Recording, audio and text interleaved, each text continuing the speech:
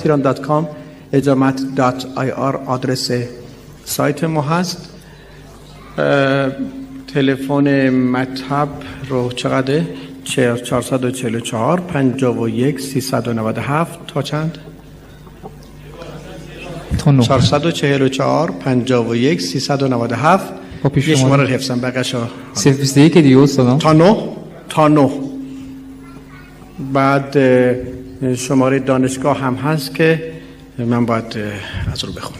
021 بود دیگه یا 0511. شماره این برای این شماره که دادم برای درمانگاه بود که واقع در میدون باغ فیض، جنب امامزادگان باغ فیض هست.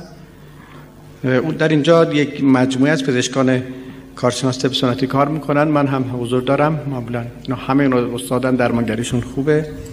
برای شماره دانشگاه ما 44 96 22 45 تا 9 هست که کسانی که خواستن آموزش ببینن با این شماره تماس بگیرن، چه آموزش طب سنتی کوتاه مدت ببینن، چه آموزش اجامت ببینن، چه در دانشگاه شرکت کنن پزشک طب سنتی بشن، چه پزشکایی که میخوان با گذراندن دوره تخصصی متخصص طب سنتی بشن.